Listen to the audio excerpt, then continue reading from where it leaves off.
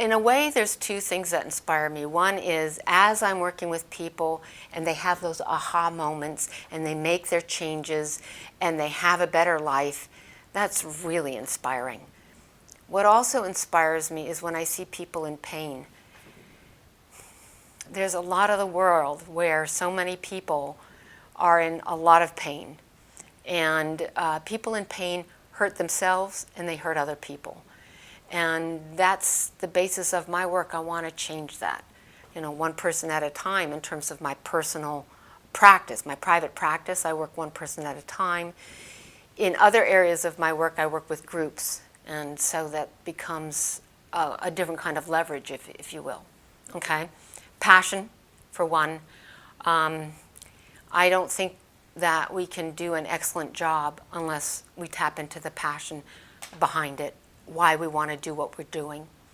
I think my courage, which I don't take credit for, in a sense, I think it was a gift. I think all my attributes, in a way, a lot of them are gifts that were given me that maybe I've amplified. I think the courage to face challenges. And then another thing is listening.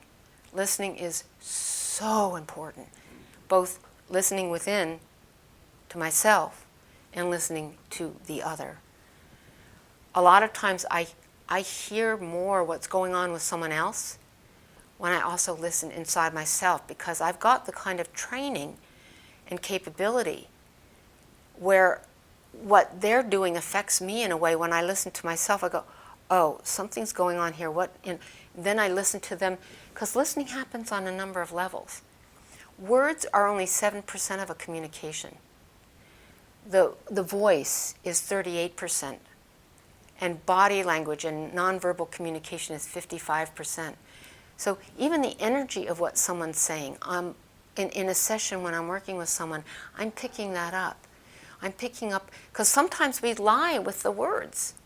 So I have to listen between the lines, as it were, to what else is going on.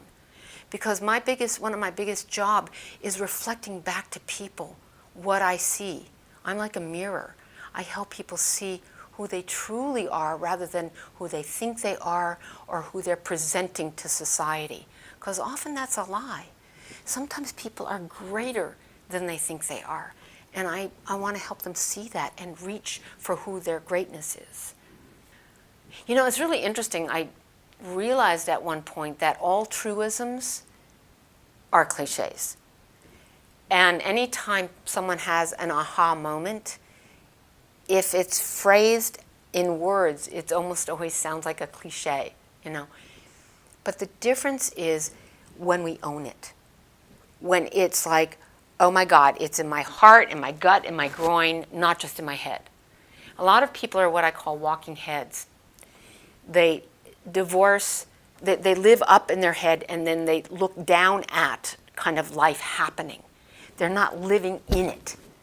It becomes too vulnerable for them to do that. So they're afraid. Out of their fear, they're cutting themselves off.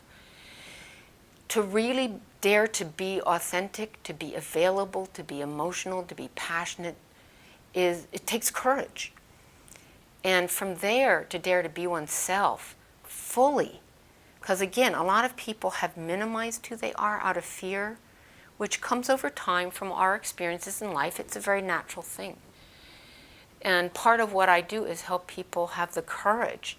By learning, I create a very safe space. I create a kind of womb-like safe space for them to experience more fully who they really are. Thank you for watching A Wise Way. Subscribe to stay updated, share to pass the knowledge, or view our other videos on the left.